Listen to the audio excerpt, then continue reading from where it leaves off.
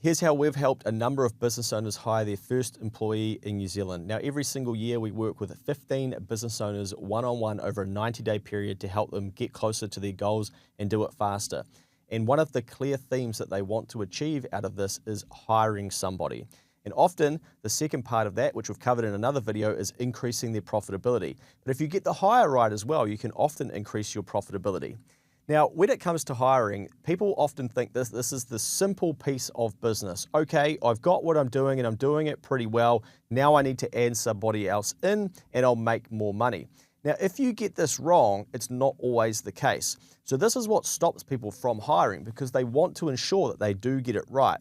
So what we need to do to start with is try and understand from the business owner, why is it that you would like to hire? And this is why we ask questions in pre-work before we sit down to start to build out an action plan for any New Zealand business owner. Once we get inside their head and see what they can see, and then also the challenges that they're facing, then we've got the non-financial side of things covered. We also get their financial data out of the likes of Xero to start to see, okay, what cash do they have? How long would that last them? What profit are they making month to month? What's the consistency of their revenue? What other expenses do they have? And then we take that snapshot of the here and now and we start to project it out into the future. What if the business stays the same as it currently is financially? Where are we going to get to in 12 months? So we model that out to show the business owner, okay, here's where you'll be in 12 months if nothing changes.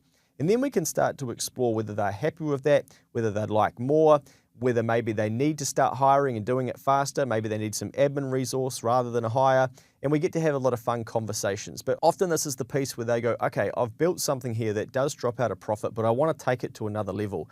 And that's typically where that first hire can come in. So what we do to start with is map out the cost of that employee and often add a multiple because an employee costs more than their annual salary. There are always more expenses that come with it when it comes to equipment, which has a cash flow impact on the business. You have training for them. You'll have periods where they'll get paid, but the revenue may be slow because they're on holiday. And we start to talk about all those sorts of things. But from a financial aspect, we're modeling out, okay, if nothing changed in terms of revenue, how long could we employ this person for before we run out of money?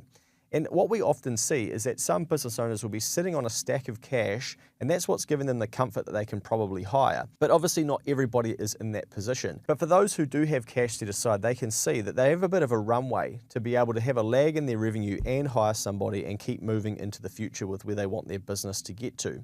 And by the time that we get them embedded, we start to then increase the income to show what would be possible for the business into the future. We also run a cash flow scenario where they hit the ground running and it's all amazing and they just start bringing in plenty of revenue. Here's the costs associated with employing somebody and what does that do to our cash that's dropping out the bottom of the business.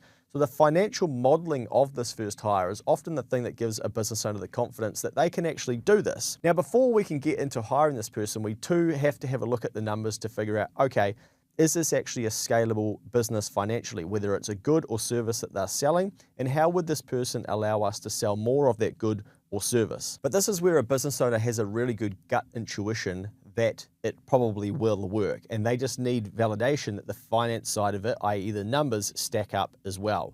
And there's often things that they haven't thought about. So then we get into some of the practical of hiring somebody.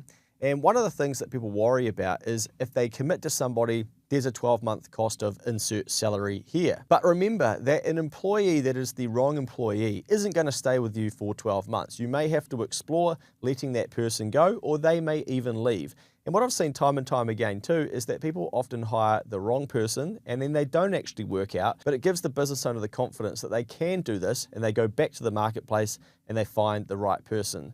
So there are many things that we have to discuss as part of doing this planning, and it can be what's the level of employee that we hire.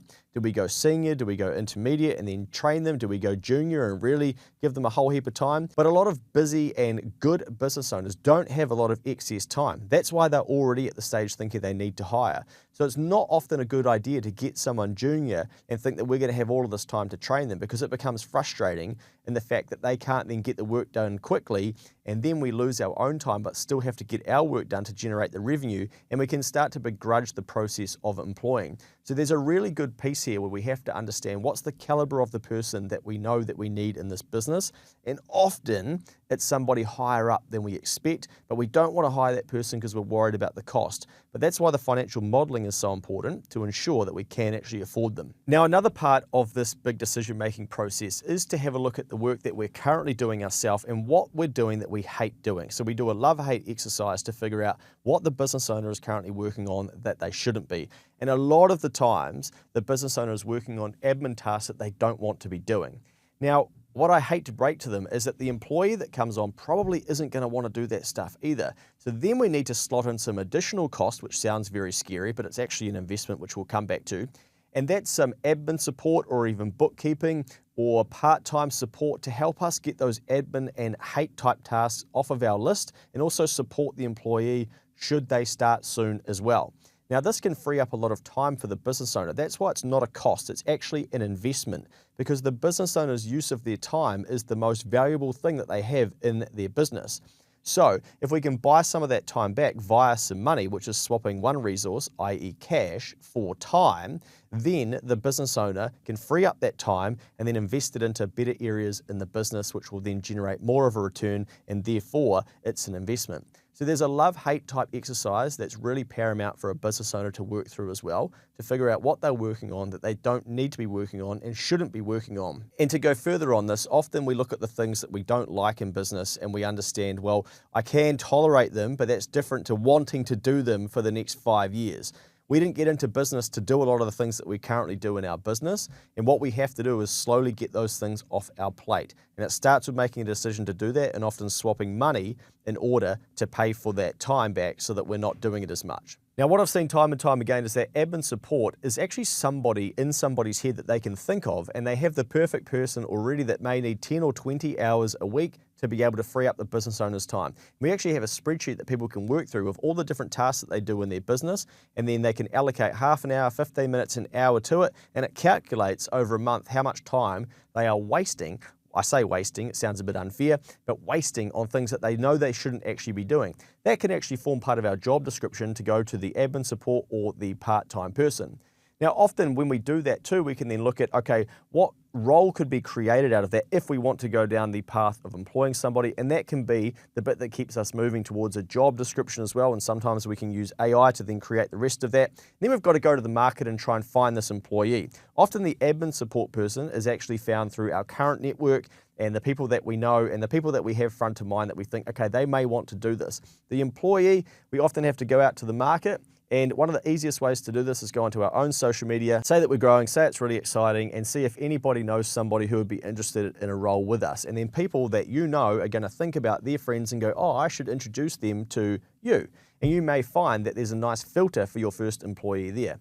Otherwise, you might have to go to the likes of Trade Me Jobs or Seek and advertise that job and start to weed through the people who will apply for your job. All business owners go through this, but you want to make sure that you get this employee right and that they're a good fit for you. So that's where you need legal contracts, and we have contacts to help people get that legal contract right from the start and get it in place so that they can start off on the right foot and make sure that they're not tidying it up as they go, because you want to understand the employment law in New Zealand and make sure that you're not struggling to sleep at night because you don't know if you've crossed your T's and dotted your I's. So we wrap the support around the business owner so that they can sleep well at night knowing that they've done it all properly. Now, say we get this employee on board, one of the critical things that we need to know from the business owner is, what are you going to do with all this time that you get back, especially if you add in an employee and admin support?